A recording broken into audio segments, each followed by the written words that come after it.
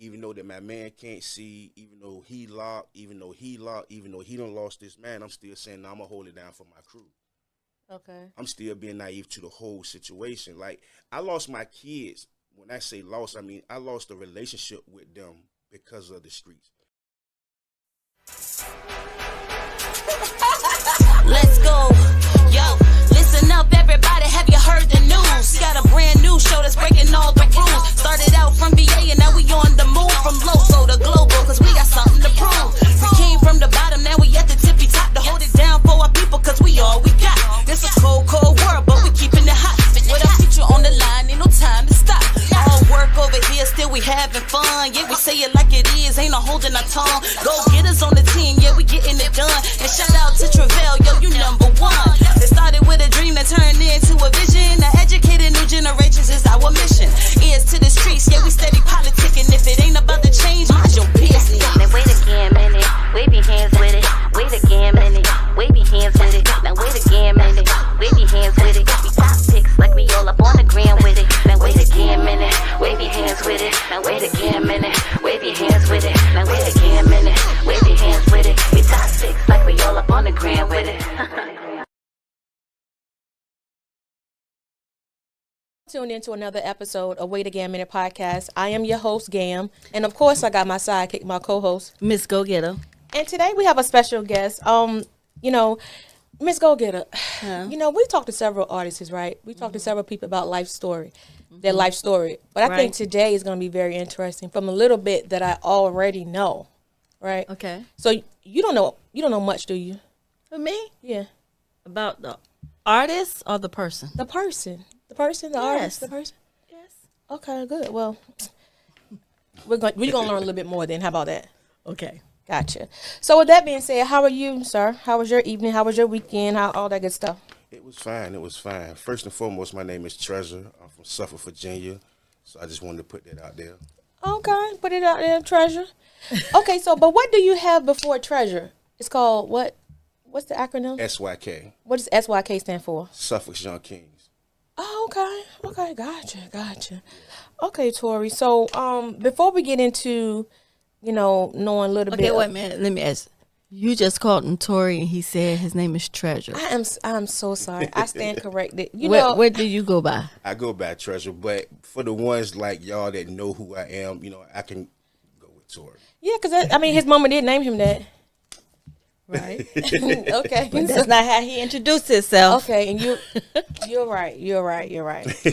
But introduce yourself a little bit more. Tell us as to who you are. We know you're from Suffolk, but a little more history on you. I mean, well, like I said, I'm from Suffolk, Virginia. Like when I first came down here, I was born in Norfolk.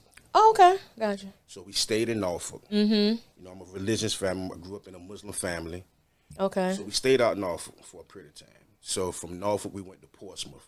Oh, wow. We stayed out in Lincoln Park. Then from Lincoln Park, we moved to Suffolk. And this was mostly my family was in Suffolk.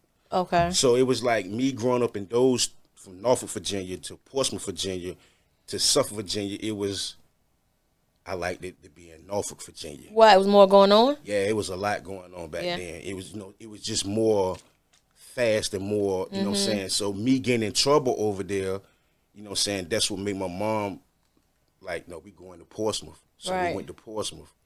Then my sister stayed in Norfolk. Okay, gotcha. So when we got to Suffolk, I'm like, nah, I'm going back to Norfolk over there with my sister because it's more. It's more going on. Yeah, it's more going on. And at that time, she was live. So okay, that's how I really got into the streets because knowing different people and stuff like that. Because like I said, she was live. So right, yeah, I'm sure as a young child, especially growing up during that era, coming from Norfolk to Suffolk, from Norfolk to Portsmouth to Suffolk, it had to be a big cultural shock because. We really wasn't doing anything back then. Nah, and I was seeing like in Norfolk, like I'm seeing more of like things that you would see in New York because you had Norfolk State at that time, so you had a lot of different people from different cities in New York, DC, Philly coming there. So it was just a big different atmosphere. You know what I'm saying? There was a lot going on. So then in Portsmouth, it was just more gangster. You know what I'm saying? You had more gangsters in Portsmouth, you know, at that time. So then when you got to Suffolk, it was just like, nah, let me get back over here. You know what I'm saying? So and I had family, you know what I'm saying, friends that I was playing with, but it was just, it wasn't like home. Nah, it wasn't like being over there. So, you know. Okay, so you grew up like in those cities. So how was you when you were growing up? Like, what type of kid were you? I mean, I was trouble. Like I was always into something, always doing devious things. Like, just why? I don't know, cause I was always to myself. Okay. Cause I had sisters, you know. So my brothers, he was older, so he wasn't around. Okay. You know, so and I was just with my sister, so I was just by myself, and I was just, to me, I felt like I was a loner. You know, growing up with two sisters is like, it's cool, but it ain't nothing like growing up with your sisters and your brothers too. You know what I'm saying? So it was like, and then they was never there. So it was just like, because they were older than you. Yeah, they was older than me. So you were basically trying to find your place. Yeah. And you found your place outside. So you jumped off the porch early. Too early. Wow. Okay, so tell me a little bit about some of the things that you did when you first jumped off the porch. In the streets, like, you know, I met a guy, and his name was D. He was from New York, and he was dealing with my cousin. Okay. And like I said, you know, now we in Suffolk. You know, we in Suffolk. Right. So he was dealing with my cousin, but the Greyhound, like I was telling you, a lot of people didn't know that Suffolk had a Greyhound. So I would meet him at the Greyhound. Oh wow! And how old were you at this time? I was probably like 13. How were you getting? Like, who was bringing you? Who was bringing? So you had people taking you places, or you were walking? Because this time you were in Suffolk. Yeah, I'm in Suffolk. So Suffolk, like I say, Suffolk to me was just like a square. Okay. Like I can get here, here, here. You know what I'm saying? Right. And it was no problem. Like if I'm on Cedar Street, it wouldn't take me no time to walk to Lake Kennedy. Yeah, that's right. Especially when you're a young kid. Yeah, it wouldn't take you no time, or riding a bike. Right. So like I say, the Greyhound is back there. My mother and my stepfather, they always gone. So I'm already hustling by watching the local guys' cars. So I'm doing that. So now, like I said, he come into play, and he like, yo, hold this. Right. So I'm holding it, but not knowing what it is. Until one day he tell me, he like, yo, you need to know what this is. You need to know what this is. And I'm like, and he's schooling me to it. So now when we going out, I'm going out to places with him. I'm wading off in the Casablanca. So you learning. He's teaching you what he knows. He teaching me what he knows. Okay, gotcha. You know what I'm saying? So I'm wading Norfolk in the Casablanca. I'm in Club Africa. And I'm with him because he have a reputation with himself, and everybody knew him because he was that man. Okay. So I'm getting to the spots with him. And these are dangerous spots for a 13, 14-year-old child to be in these spots, because it's killing going on in these spots, you know what I'm saying? But I'm with him and I'm comfortable, you know what I'm saying? So it's like now I'm getting into the fashion, because he's coming down with the Dapper Dan jackets, the Dapper Dan, you know, he's coming down with all this. So now I'm seeing it. And I'm like, I want this too. So you basically, at that time, you're basically intrigued by what he has on. So you're like, okay, well, he getting the money, he got the girls, he got the club. Oh yeah, I want that. Yeah, and not only just intrigued back with him, I got the posters on my wall. I got the Big Daddy Kane, Rakim. I got them on the wall, and I'm seeing the same thing that they got on. He's wearing. Right. Yeah. So I'm like, oh, all right. So if they the rappers and they got it and he got it and he ain't a rapper, right? Oh, all right. You know what I'm saying? So now he taking me to New York. We getting little stuff and things like this. So I'm like, all right. So it's more and more and more now. So now I'm understanding the game, but my mom don't know this. So what do your mom think you at? You 13 or 14 and you gone. Like what she think you at? Because at that time it was summertime, so it was like back then, you know, they had a lot of things for the youth. So back then they had the summer stock program. So I'm doing that. Okay, so you working for the I'm working for the stock program. Right. So, you know, I'm saving I'm saving my checks and I'm coming home. But she also know that I hang downtown with my other friends. So she like, okay, well, he downtown. But the whole time, I'm really not. You know what I'm saying? I'm really in Norfolk. So you in a whole different city. Yeah, I'm in a whole different city. When she thinking I'm just in Suffolk downtown. I'm not. I'm in Norfolk, Virginia. Wow. Oh, gosh. Or So you caught a ride. Basically, he was giving you a ride everywhere you was going. yeah. Okay. Yeah. Okay. And now at this time, my sister, she got a Chevette, and it's a stick. So I remember them cars. yeah, so she got a Chevette. So my friend What's up, family? Thank you for tuning in to another episode of WAGM podcast. If you haven't done so already, please hit that subscribe button on our YouTube channel. Hit that notification button as well. So when we drop a new episode, you'll be first to know. Stay tuned to all things WAGM. me how to drive it, Right. but she only gonna let me get the car if he with me. Okay. So now that he's with me all the time, you know what I'm saying, I got the car. And I'm like, really, for real, I really can't, you can't be with me every day. So now I really got to learn to drive this car. Yeah, that's right. Yeah. So now I learn. Right. So I'm going to get him, but I'm not. I'm in Norfolk, Virginia. I'm way over there. I'm in Portsmouth, Virginia. Chilling. So you outside being a whole grown man in a whole situation that you really were knowledgeable, but only to what he taught you. You really didn't understand the game and the magnitude of it. Until we formed our crew, until me and my brother, we all got together and started doing things. That's when I really started learning, okay, this is that. You know what I'm saying? Okay, we got to do it like this. Oh, no, we can't be seen like this. We got to go get a crib. So it was when we formed our crew is when I started to learning everything. And I haven't been locked up yet. okay. You know what I'm saying? Through all this, I haven't been locked up. And the only, you know what I'm saying, when I did get locked up, that was only because we went to D.C., our homecoming. So okay. So at this time, how old were you? Like when you realized, okay, now I'm learning really what's going on. I'm gonna get my own crew. Now I'm big dog or whatever. How old were you at this point before the DC situation? I'm like 15, 16. Oh my God. Oh, So you were outside. You were outside early. Like I told you, I'm going to the clubs in Norfolk at a young age. So when I'm not going with him no more, they know me from my sister. Oh, that's such and such, little brother. Come on. Yeah. So now I'm, you know what I'm saying? So it's constantly now. I'm constantly down there because there's nothing to do in Suffolk, Virginia. There wasn't no clubs in Suffolk, Virginia at the time for our age. Right. You know what I'm saying? Or even the age above me. You know what I'm saying? So people, yeah. So I'm out there. Okay. And I know now I'm driving and I know my way through Norfolk, Virginia, through Portsmouth, Virginia. So if you such and such, Granby Street, all right, cool. So now, when you were doing all this, and like you said, you guys formed your own group, and you said we're gonna do X, Y, and Z. Like, what happened from that point? That point was the beginning of everything.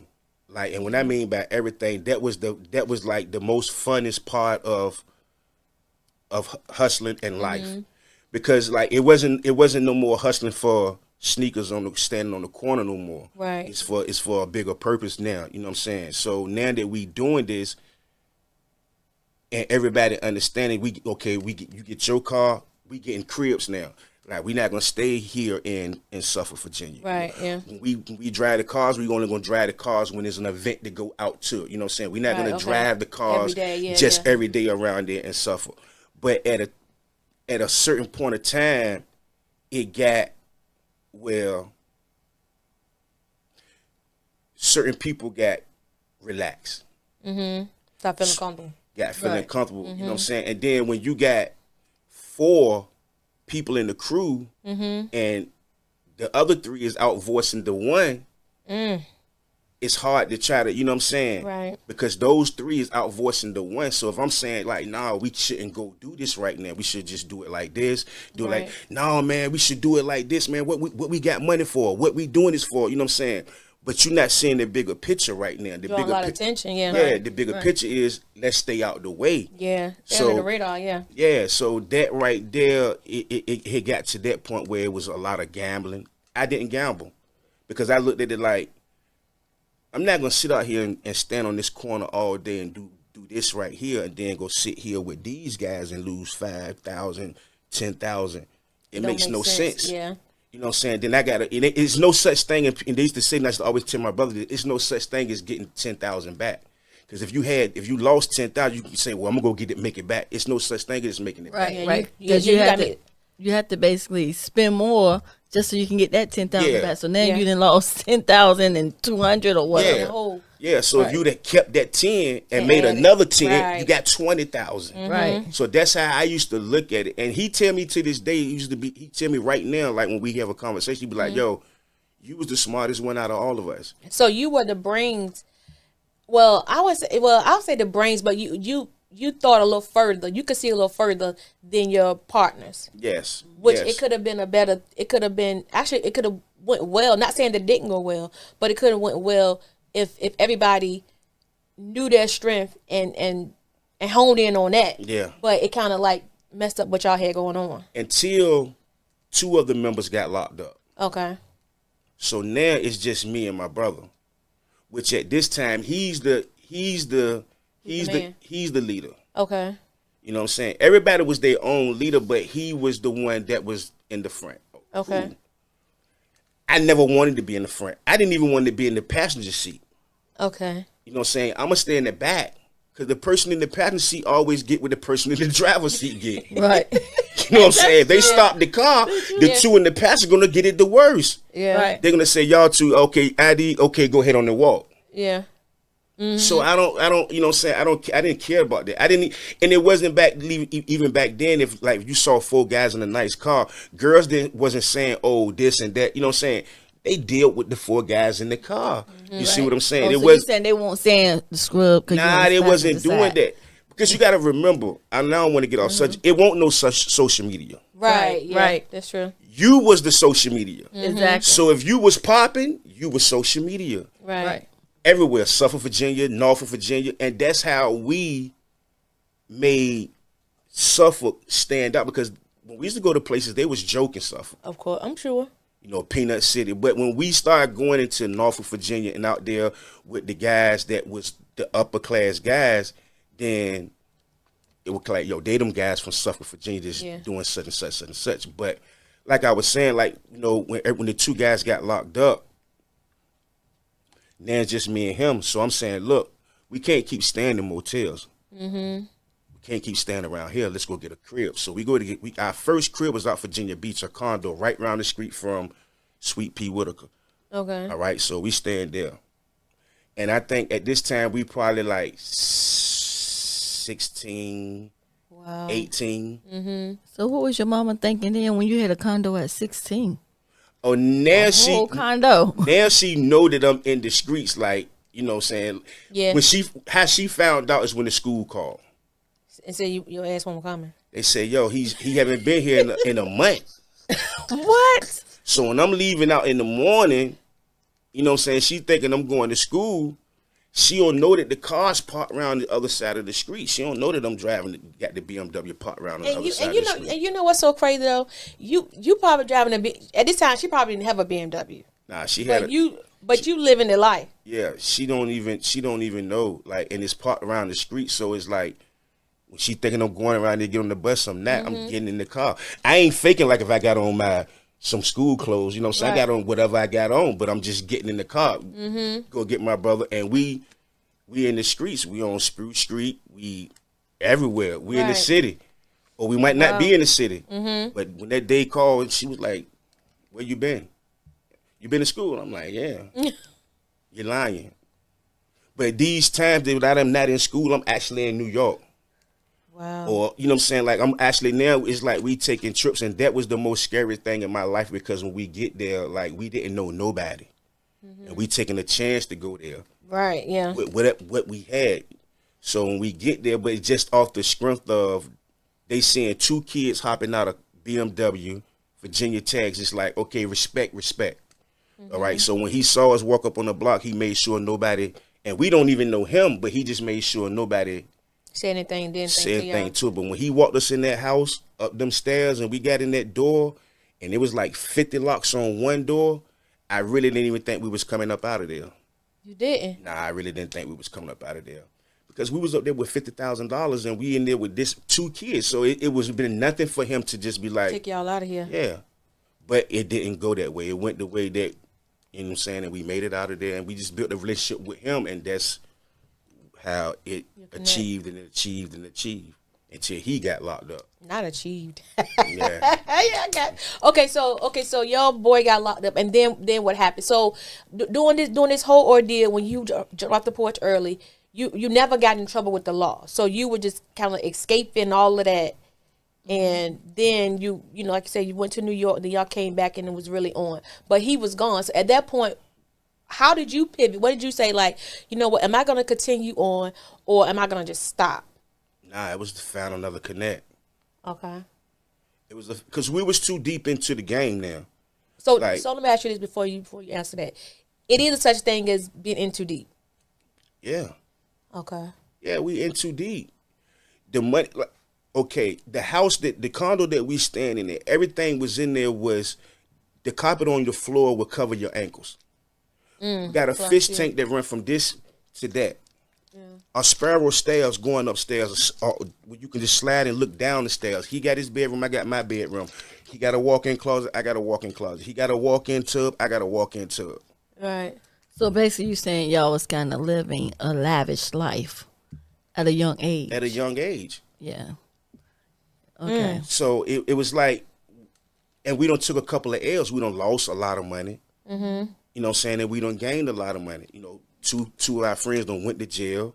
You know what I'm saying? So it's like we in too deep, and then it's like, why stop now? Because we figuring like we know it, we got it, Yeah. and we don't really see the end part right now. Neither one of us saw it. I didn't even see it, the end part. I didn't expect him to go to penitentiary for the rest of his life. I didn't expect my man to lose his sight for the rest of his, you know what I'm saying, his life. I didn't expect him to go crazy for the rest of his life. Oh man. So y'all went like really went different ways. Yeah. Okay, so when all of them were wherever they at and whatever has happened to them, what are you doing at this point?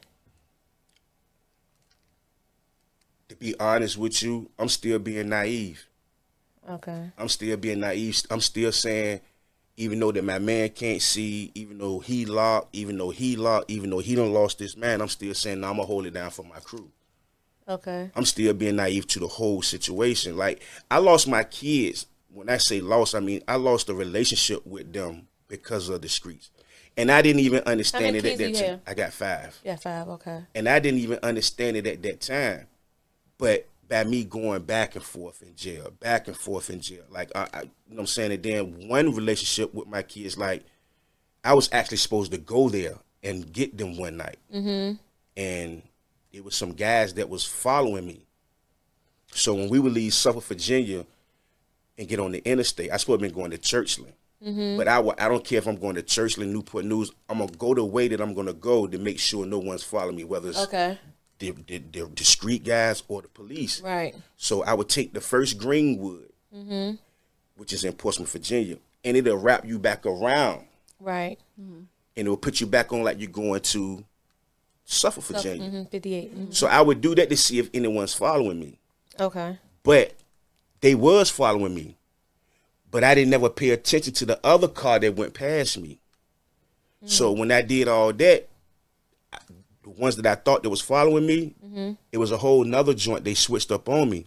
Okay. So I didn't catch it until I actually got to Churchland. So she calling me, she like, well, where you at? And I'm like, I'm not going to be able to come. Because I knew if I'd have went there, it wouldn't have been pretty for them. It wouldn't have been pretty for them. Wow. It wouldn't. Honestly, everybody in that. Just because I went to that house, they was thinking that the money, everything was there. So if they would have went in, it wouldn't have been pretty for them. My kids would have been gone. She would have been gone. Her parents would have been gone. So it wouldn't have been pretty. So I just took the choice and just said, no, I'm not going to go there. And she called me back. She was like, don't never call me no more. It's over with. And how old is she? She was my baby mother at that time. I think she was like. Oh, so it was your baby mother? Yeah, it was my baby mother, yeah. Okay. Yeah, it was my baby mother. Yeah, so that had to be. So, go ahead. So basically, because of the fact that you tried to avoid being followed, you didn't show up when she was counting on you to show up. Yeah. So at what point when you was being followed did you realize that the cars switched on you and you decide not to go? When I got to Churchland at the stoplight, and I was saying, yo, this other car's following me. And I was like, okay, they did the switch. So when I'm thinking that the other car that I'm looking at, they still had a whole nother car on me. So when I did all that, that other car was still on me. Me thinking that, oh, they gone. So when I got to the stoplight, and that's when I knew, and I was like, nah, I'm not going to go. So when I turned around, they turned around too. So what eventually happened? I ended up just making it back to Suffolk. So they followed you back to Suffolk? All the way back to Suffolk. By that time, I would call my brother and them like, yo, look. This was going on. This was going on. Well, where you at? I'm passing such and such right now. We'll just come to the manor. It's a one-way in, one-way out. Right. Okay, right. So did they follow you over there? Yeah. And what happened? It wasn't nice. It wasn't nice. Yeah. I'm sure it wasn't. But okay, but then stay on the line right there. Okay, now if you're in a situation and they're saying one way in, one way out, at one point do you say, you know what, this is a little bit too much, like, because I'm sure it wasn't nice. So did you ever think about that day, that time, like even down to now? Like, do you think about some of the things that you've done? Oh yeah, or been in the presence of? Yeah, it hurts me a lot. A lot of things hurt me for real. Like even telling y'all about this situation right here, it hurts me. I just ain't, you know what I'm saying? Because I know the pain in her voice when I talked to her on that phone. You know what I'm saying? And they was expecting me to come. But how can I tell you? Because you'll be, because even if you did, and they come in there, they're gonna, you know what I'm saying? Yeah. Because if you do that, then it's like you are involving her even more. And then, but on the flip side though, she had already been upset with you because it probably has been times where you didn't show up or you didn't come. So this time you probably sure like, yo, like I'm really gonna come, I'm really gonna pull up, like I'm really coming. And then you don't come, so by this time she pissed off. She it won't register to her anyway. And you absolutely right, because it was time. And that's why I say, like, being naive, you know what I'm saying, being in the streets, and when you with your crew, you know what I'm saying, like, your crew is your family, and you looking at them as your family, because you with them every day. Y'all in the house together, y'all together, so y'all laughing, y'all joking, you know what I'm saying, y'all doing a lot of things together, you know what I'm saying. So it's like, just being naive, when I'm supposed to come, I'm late. You know what I'm saying? And she came up from a religious family, so her mother and them was like, why he gotta wear the do-rag, or why, you know what I'm saying? Yeah. And when she telling me this, I'm looking at it like, what you mean? This is me. Yeah. Like, I'm not gonna change myself because of your parents.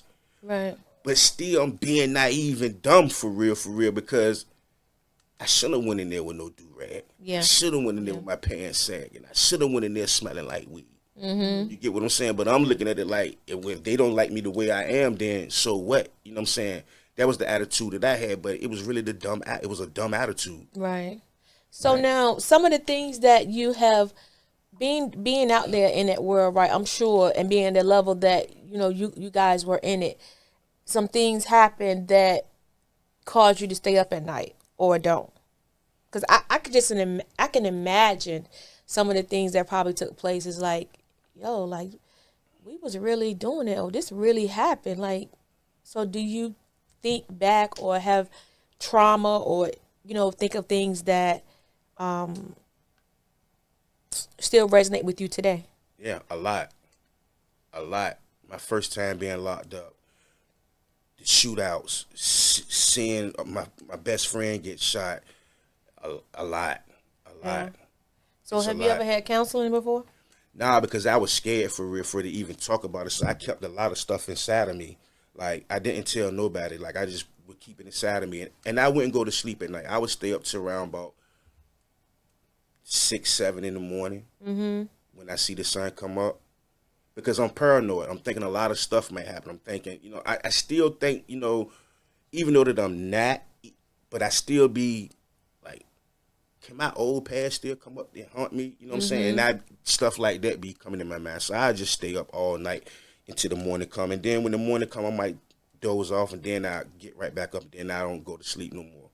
But I never told nobody. I never even told my mama, you know what I'm saying, about none of the trauma that I would just keep it to myself until I got locked up on this last this last time that I got locked up. That's when I kind of like released everything. When was that? And how long were you locked up for? I was locked up for 3 years. That was 2019. Okay. Yeah, it was 2019. What you locked up for on that? A drug charge. And how that situation went was the girl that I was dealing with, her daughter.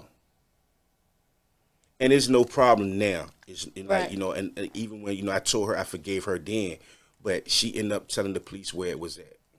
Oh, wow. So me, you know what I'm saying, they was going to take her, the kids, and I just went on I was going to tell them anyway it was mine. So I just ended up telling them, man, they just locked me up, and I never came home from that point on. I just did the time that I done. Right. But while I was locked up, that's when I started to release a lot of stuff and started, you know what I'm saying, understanding stuff and started really understanding like, yo, you know, you wasted a lot of time doing this and doing that when you could have been doing this and doing that, you know what I'm saying?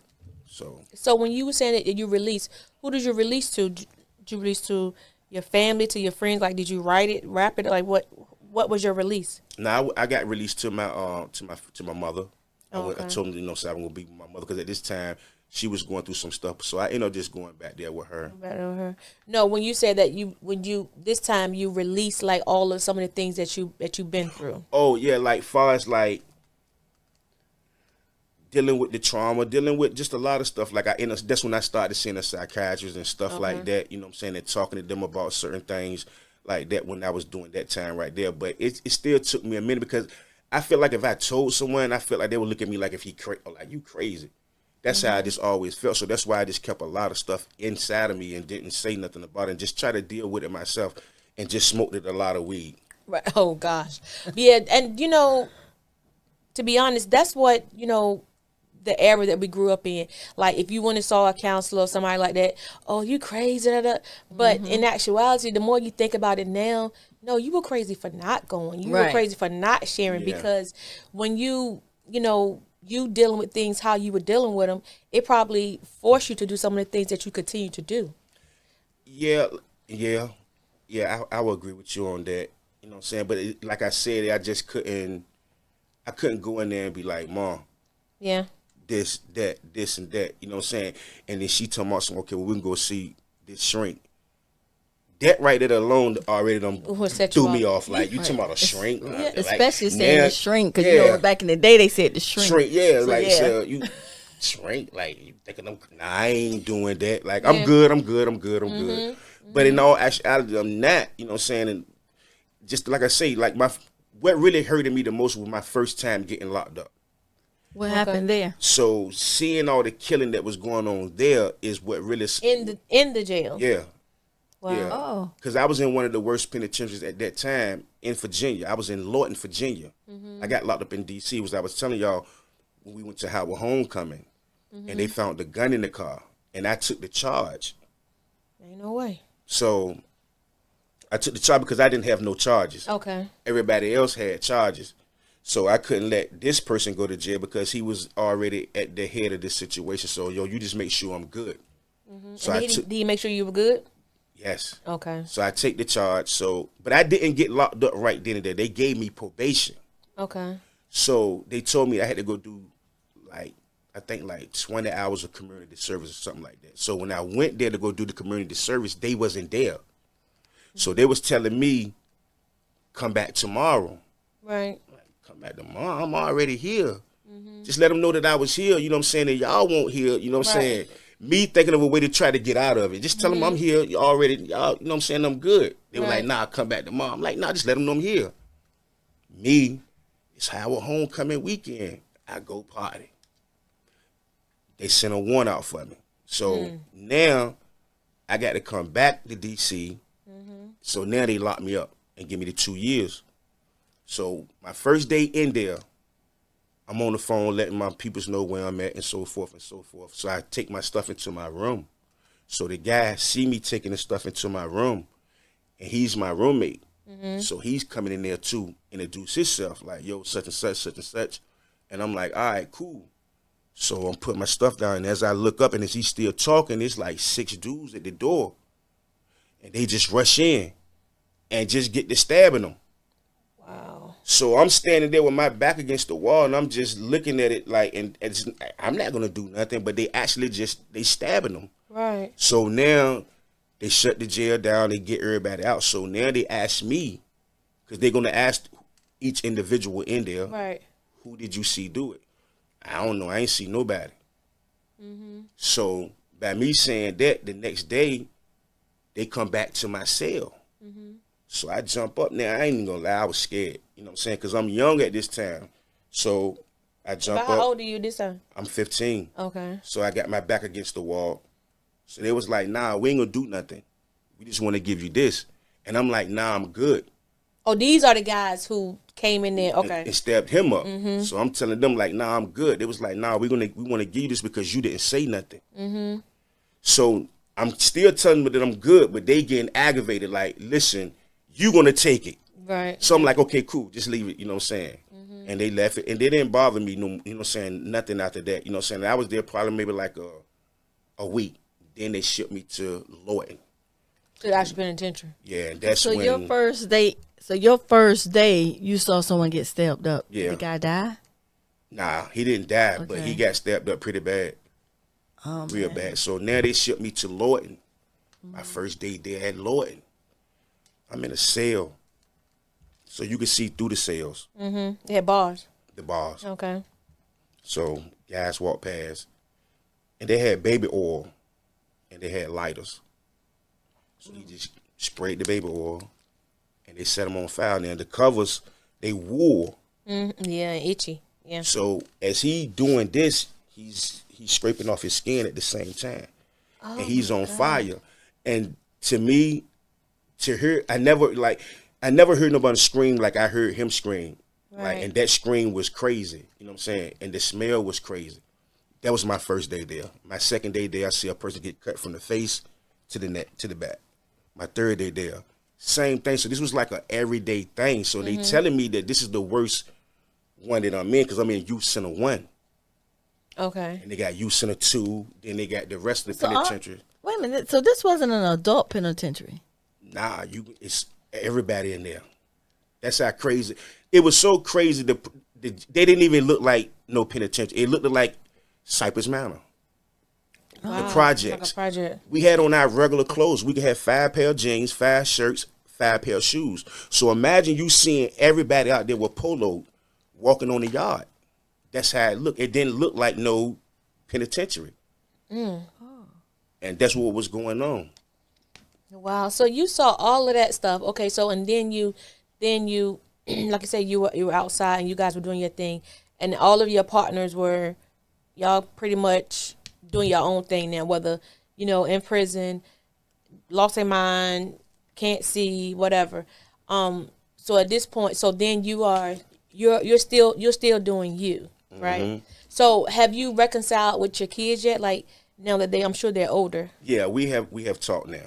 We have talked now. Actually, one just texted me before I came in here and was like, "Dad, I need you to help me with this bill money." So, yeah, we on good terms now. Right. Like, you know what I'm saying? But it was just like, it was for me to tell them everything. Yeah. I had to tell them everything. Like, nah, I wasn't in y'all life because I didn't choose.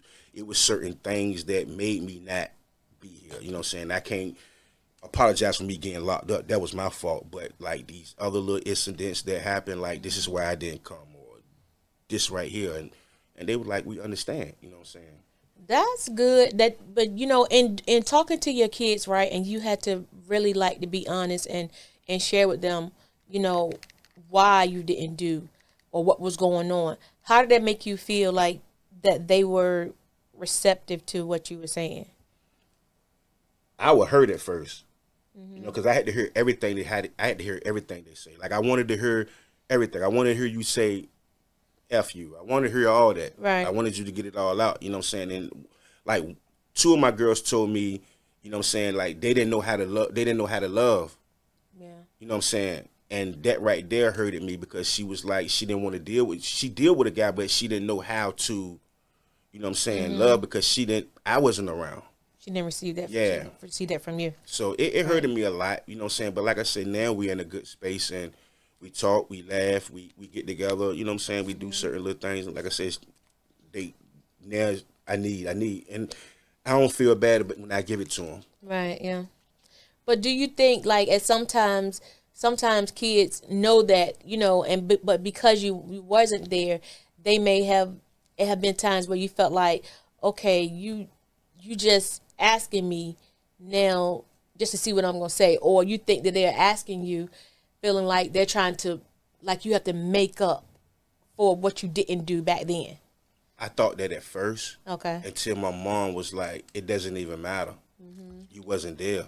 So if they ask you for 1,000, give it. You gotta give it to them, yeah. Because you wasn't there. So, you know, and she always was telling me, like, that's just an excuse. I know her for so long with a lot of stuff that she would tell me, but she was actually right. You know what I'm saying? So, like, when she say stuff now, I just be like, okay, cool. Because I would ask her, Mom, you think she's doing it now because of this or this? It doesn't matter. Yeah. That's the only response that she gonna really give me, and I know from there. So out of the things that you've done in life, like, have you ever felt any regret or have regret about some of the things? Not much. Some, but not much. Like, cause I can't take away. That's what made me. You know what I'm saying? I can't take away the, you know what I'm saying, me being out there, me doing this, because that's what made me. As time went on, I got to learning who I really was, you know what I'm saying? And it made me who I was. It made me have principles. It made me have respect. You know what I'm saying? Like, I still open doors for older ladies. I still say yes, ma'am, no, ma'am. Right. You know what I'm saying? Yes, sir, to my dad when he called. So, it you know what I'm saying? It just made me who I am. So, some regrets I do have and some that I don't. Right. Wow. So, in just listening to you talk, and I know you said 2019 you did 3 years, right? So, like, where you at now? Like, where you at now, one, and then two, besides that stint of the 2019, what made you say, you know what, I got to do different? Like, this is just getting old. Like, you know, it's time to turn a new leaf. I couldn't keep going back and forth in there. Like, you know what I'm saying? That last time that I did locked up, it really broke me. It really showed me, because, like, I was in there when the COVID situation popped up. And they didn't have no care. Like, they didn't care if you caught it. You know what I'm saying? They didn't care if you died. Like, they wasn't doing the proper stuff that they were supposed to do. You know what I'm saying? So right there just let me know, like, oh, man, you just like a chicken inside a coop right now. Like, you know, you experiment. You know what I'm saying? If they really, you know what I'm saying? Because they were showing you, like, our block was the only block that never had COVID. I went through the whole 8 months without having it. Through the whole jail, when they had to shut the whole jail down, the whole jail had besides one block. That was our block. All of a sudden, they started bringing people in more and more and more and more. That block got it. Yeah. I got it. So it was just like, you know what I'm saying, that right there was an eye-opener right there. Like, you know what I'm saying, there's something serious going on in the world, and we locked up, and, like, I don't want to be locked up when stuff like that going on that I can't really control or handle myself in a situation like, nah, this is it for me. So I get this is it for you. But was it like a struggle though? Because being that you were at once, you know, a couple times, whatever, you were like in too deep. So you doing all that you know to do. So was it a struggle? You like, you know what? Yeah, I know I need to change. Or yeah. And then when you get out, it was something different.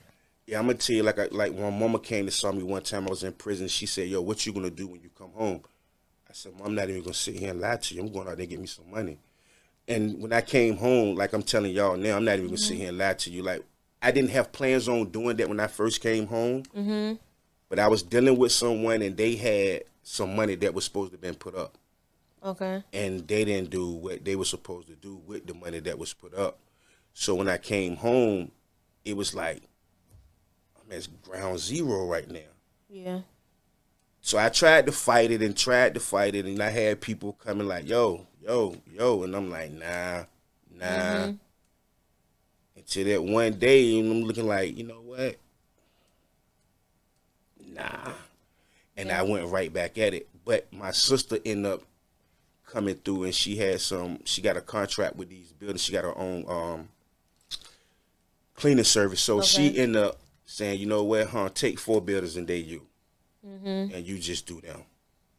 And And I'm like, all right. So that right there kind of made me say, you know what, all right, I'm going to fall back from that.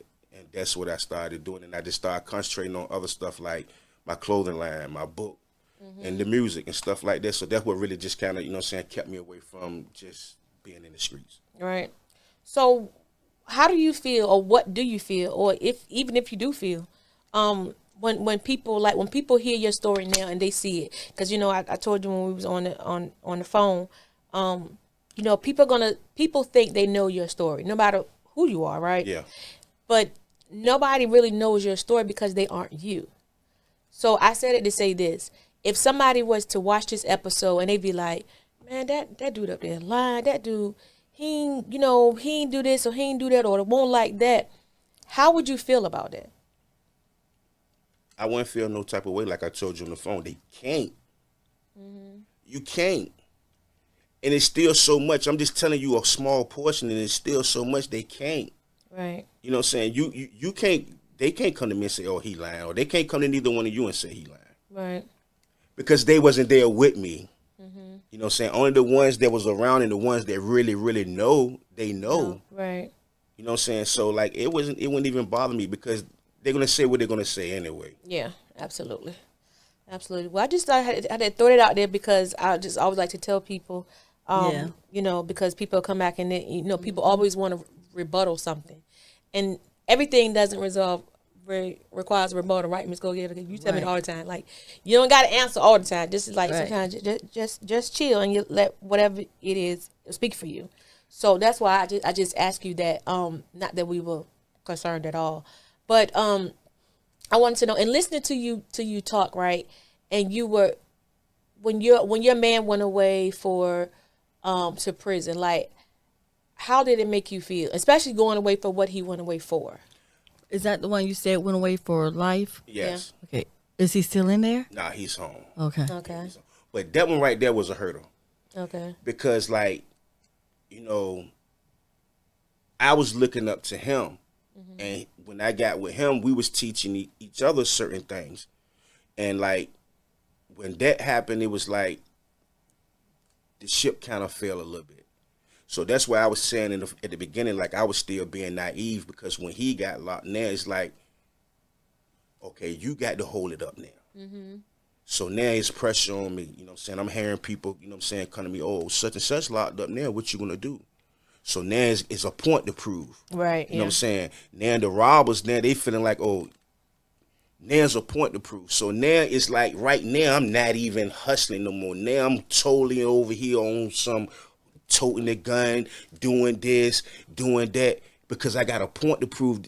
I got to prove this point to them. Like I don't need them. Right. You know what I'm saying? I was handling myself when they was out here too. So, but y'all press is more press now. Like, okay, this is what y'all want to do. This is what you really want to see. So, all right. So now I'm round and I'm showing them. And dumb. Because when I think about it now, like, and it's nothing. I'm not bragging about none of this. But when I think about it now, it was just dumb. It was just dumb because some people could have really, you know what I'm saying, not been here. Right. I could have not been here. So it's like, but it was hurting when he got locked up. It was a really hurting thing when he got locked up. So how did you feel when he came home? It was a blessing because I didn't think nobody thought he was coming. You know what I'm saying? So it was a blessing. You know what I'm saying? And, you know, and I had to school him to things like, it ain't the same. Yeah. It ain't the same. So, you know, and the people that you think that surround you right now that love you, they don't love you. You know what I'm saying? They love your name. Yeah. You know what I'm saying? They only love because what you done and what you stood for when you got locked up. They don't love the person. They just love your name. Right. So if I love your name and I can walk in this club with you, you know what I'm saying? Oh, I'm with them. And that's what it was. And he didn't understand that at first. He ended up catching that later on. Right. And saying, you know what, bro, you right again. And I was like, I was telling you. Right. So what would you say to like these young kids out here who are doing some of the things that you've done and more now? Because they like on 2,000 now. A million. I call it dumb time that they on. Because, and not saying that they dumb, but it's just the way of, like I was talking to her and having a conversation with her, it's like the way of thinking, the way people did things back then to now. You know, you had people that think they was, you know what I'm saying, they was gangsters, they was killers. Right. but they thought about certain things. You know what I'm saying? They had a heart. So if they saw you with your baby mama, if they saw you with your kid or your mama, they gave you a pass. It was more like respect. It was respect. They gave you that pass. Now, it ain't these boys dumb with it. They don't care if you with your baby mama. They don't care if anybody up at the store. They gonna do it. So it's like, can you talk to them? Can you tell them? You know what I'm saying? Like, nah, they not trying to hear it because the music got them too. Yeah, that's real music. You know what I'm saying? When you seeing Lil Durk, you know what I'm saying? You seeing King Von and you seeing the Chicago stories on YouTube, and then the drugs they take. They popping perks. That's heroin. It's just in a pill form. Right. Wow, I didn't know that. Right. The opiates? It's opiates. Oh yeah, I didn't know it was opiates. I did hear that. And but, that's what heroin is. Right. okay, yeah, I did. Okay. So it's like, you know, when they wake up, they need this. It ain't like if I, you know what I'm saying, like how I want this water. No, they need that. Their body can't function with that. So now you got a bunch of kids that's listening to this drill music and looking at this and popping these perks. And you know what I'm saying, now, all right, they going to spin the block. Yeah. So you can't talk to them. You know what I'm saying? When I walk past them, I just, what's up, youngin'? I move out their way. I give them respect. Because you can't walk past them now and look at them because they already looking at you crazy. Yeah. Yeah. It is that too though. Like you kind of halfway scared to say something to them. And then they don't move out your way either. Nah, they not gonna You gotta move out their way. It's like, okay, I'll walk in the middle of the street with this car coming. Yeah. You blocking the sidewalk. Yeah, don't worry about it. I'm Don't good. move. Yeah. And you walk I'm in the real store, good. then the convenience store, they got the biggest guns and they small. You got that. You know what I'm saying? I'm gonna go around them. Like she said, I go around them. Yeah. What's up, man? Y'all good? Yeah. And it ain't nothing about me being no punk or nothing like that. It just because they already looking at you crazy. They want a reason to pop off. Yeah. That's true. You know what I'm saying? They want a reason to pop off. So I'm not going to give you no reason to pop off. And I just know where to go and where not to go. You know what I'm saying? I go different routes when I go to a convenience store. I don't go to that convenience store. I go to 7-Eleven. Right. So how many sons do you have?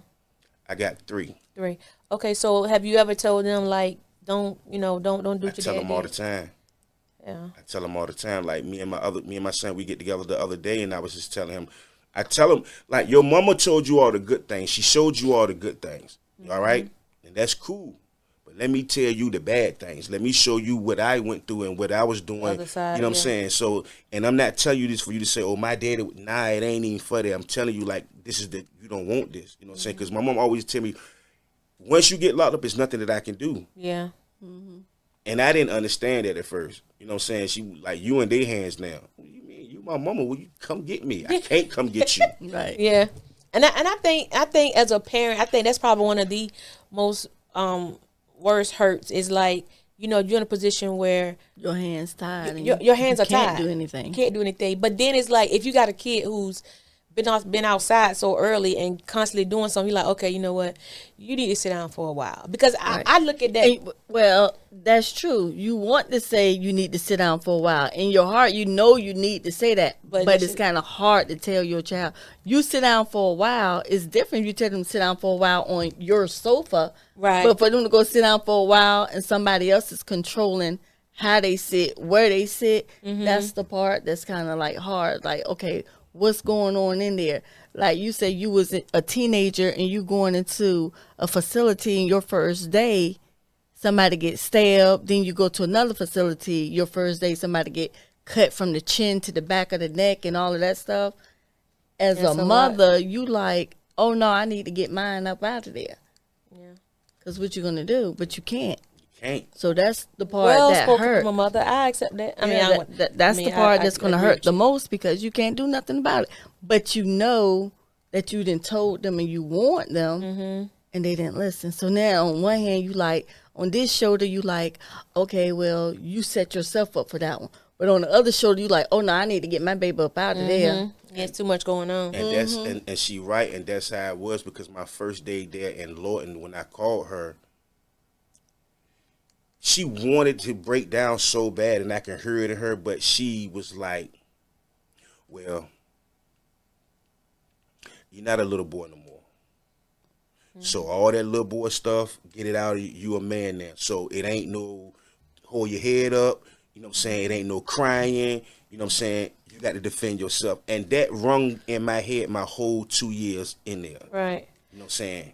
Let me ask you this. What have you heard somebody say about you that was so far from who you are? A lot. A lot.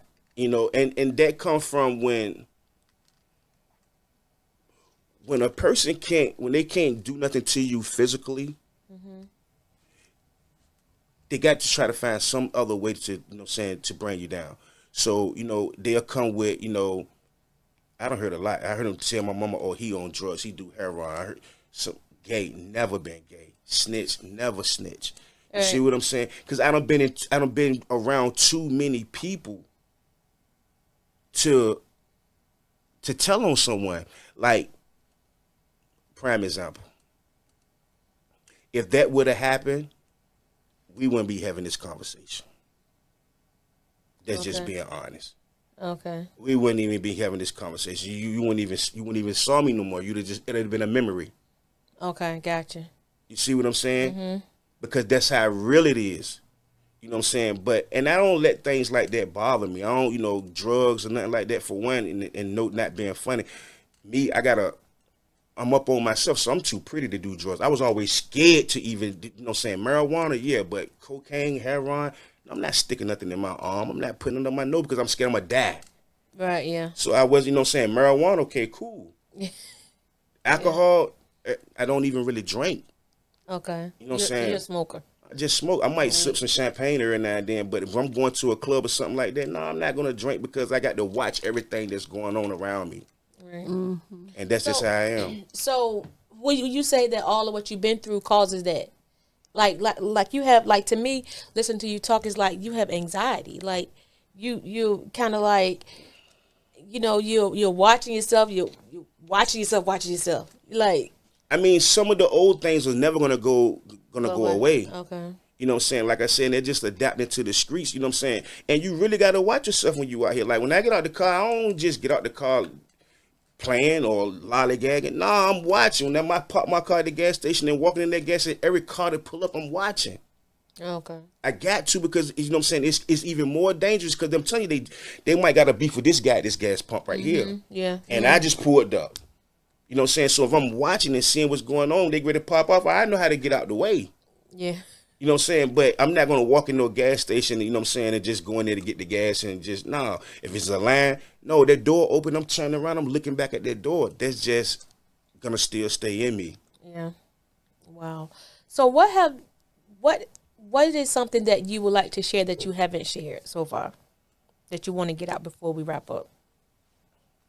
I mean, I feel like I done shared everything, some of it. I don't want to get too more into it because I want people to, when I do the book, I want them to, Right. you know what I'm saying, be able to see more into the book, you know what I'm saying, and get more into the book, you know what I'm saying.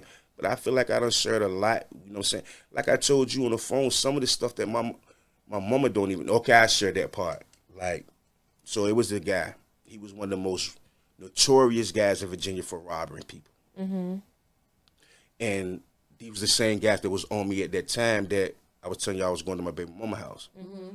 So just so happened a friend of ours that was hanging around us every day, you know what I'm saying, and he ended up getting on drugs. He got jealous. He ended up getting with those guys. He ended up telling them, yo, I know where they keep everything at. Mm-hmm. Now at this time, I'm keeping things where I'm at. You know what I'm saying? So he knew. He knew where my brother was keeping stuff at. So he told them. So how we end up finding out, another friend of ours, they end up kidnapping him. He just so happened to get away because they left him with somebody that was on drugs. Wow. So when they nodded off, he jumped out the window. He called us, yo, this is what's going on. Mm-hmm. So we like, all right, cool. So now we getting the guns and we getting together, you know what I'm saying, and trying to figure out like why is this really going on right now. But now we understand everything because he give us the whole drop. So later on that night, they was at his mother's house and they was at my mother's house. Mm-hmm. So he's sleeping in the car, I'm sleeping in the car, but we just guarding each house, making sure that they don't go in the house and do anything, you know what I'm saying? And the whole time my mother and them in there asleep. His mother and them in there asleep. Why wouldn't you move it? They was already back there. Oh, okay. So if I'd have ran back there and tried to get it, now they got me, you know what I'm saying? You But I remember. know that they back Yeah. there, you know what I'm saying? I know they back there in the woods. So I'm not even, you know what I'm saying? But I know if they do anything else, I got them too. So it's like we both had each other. If they did something back in the woods or try to come out and get in the house, I got them. If I went back there, they got me. Yeah. You know what I'm saying? So they end up going through the little river and leaving out into the next morning. You know what I'm saying? So like, it's stuff like it's just stuff like that. And this So guy she was had a no killer. idea. Nah, she had no idea. He was a killer, like Wow. real So killer. he was a killer, but he was in the woods watching you, waiting for you to go wherever you had your stuff at, outside or inside. So didn't he see you sleeping in the car? Why he just when he came in on that Because window? it was he said, like, come on, let's go get this. it wasn't like no real sleep. It was like, nigga, wake up. You know what I'm saying? You might wake up, or let me roll this blunt. But I know that they there. You know what I'm saying? And my heart is jumping because I really know who he is. Like, you know what I'm saying? Like I said, It's about that life. he beyond it. Oh, wow. He beyond it. Like, and then we can wrap it up. Okay, so when I say beyond, if he came in the house and you didn't give him the money, you're gonna give up something. He gonna make you give it up. So now he gonna sit here. He might take the clothes rack, tell this man to go put it on the stove. He gonna put it on the stove and let it get red hot. Then he gonna take this clothes rack and he gonna stick it on you. Or he might cut one of your fingers off. Or he might cut something else off. Or he might stick the broom. They the things that was going on that he was doing. Wow. So you saying to yourself, you can't let him get in your house. You got to protect this house at all means, because if he get in there, nobody's gonna make it out good. Not even the cat, not even the dog, not even the mouse, if they was there. Dang. So basically, you sat outside so you wouldn't go in the house because you didn't want him to come behind you or anything to go in the house as well. Mm-hmm. So he sat outside in the woods maybe and watched you. You sat out in the car and maybe watched him. Mm-hmm. He waiting for me to walk back here because he thinking that I don't know that he's back there. You know what I'm saying? And I'm not like parked directly in the house where he can just see me, but I'm parked. Okay. You know what I'm saying? Where I can see what's you know what I'm going saying, on. see what's going on. So it's like, So it's like you was in the driveway. nah. Oh, okay, Nah. okay, I'm So basically, he really didn't know where you at. Nah. But he waited for you to pull got up. you. But the whole time you already outside. I'm already outside. Okay, got you. I'm already outside. So that's why, like, with girlfriends, I never really had girlfriend, because if I take you to the house, you know what I'm saying, or if we stand together, you don't know how to move like I know how to move. Okay. And they was watching girls. Okay, there go his girl. She ready to go to the house. She just left out the store. She just driving. She not looking out the rear view mirror, paying no attention to no cars following her. And they don't She follow. oblivious, yeah. She She done just, went yeah. all the way to the house. And next thing you know, when she ready to get to the house, they don't walk her in there with guns. Yeah. Wow. Dang, this is very interesting. But the same, it's interesting now, but I'm sure back then it's probably like you said, your heart and stuff was jumping out your chest, and just listening to you talk about it, I'm like, yeah, I definitely been one of them girls and been like not paying attention to what the hell was going on. It's a lot because I'd they have was been caught up late. in others. They was caught up in the hype just being in the car. You know what I'm Yeah. saying? Or I'm driving his car, or he done bought me this car, and they not really paying no attention. And a lot of people done lost their girlfriends to situations like that. Casualties, yeah. Well, I have learned a lot. I'm that I didn't even know. We always ask our guests how their time has been since they've been away to Gam Minute. And you in the hot seat, so you next. I mean, it was for real. Like I told you, I was an honor to even do this with y'all. You know what I'm saying? I was a little nervous at first because who y'all are, you know what I'm saying, and what y'all platform stand for. So, like, you know what I'm saying? But now that I got comfortable, we got in the conversation, it was like, you know, okay, cool. You know what I'm saying? I done it now, so it was cool. But, you know, this is what it is, though. You know what I'm saying? It was a great experience for real, and I appreciate y'all for even allowing me to come up here and, you know what I'm saying, tell my story. Yeah, definitely.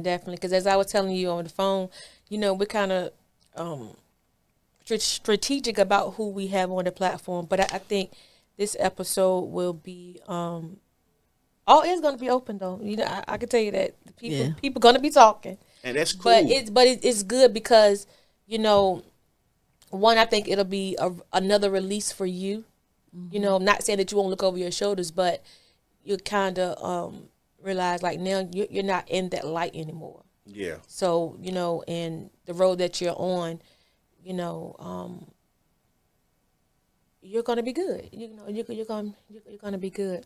So, how can people find you? I mean, is your book? Have you wrote it yet or no? No, I'm working on it. Okay. I'm working on that right now. I don't start putting together.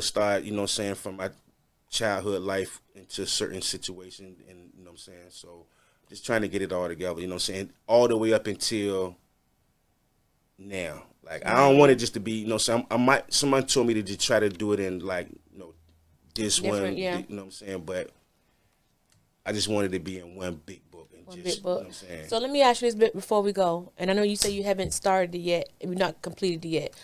What would make us buy your book? What in the book or that happened in your life that we would find intriguing, that we would want to read it? I mean, it's like I say, it's a lot more that I haven't told. You know what I'm saying? And you would be getting more of things that I haven't even told y'all. Like, and the names. You know what I'm saying? Like, you know, I can say the names in the book. You know what I'm saying? Okay, gotcha. And things like that. So you'll be knowing which person that I'm talking about, which brother that I'm talking about, which killer that I was talking about. You know what I'm saying? You know, which crew or person that I was talking about. You know what I'm saying? So you'll get to see all and read all that. Right. Okay. Well, with that being said, stay tuned to All Things Wait a Gam Minute. Good night. Good night.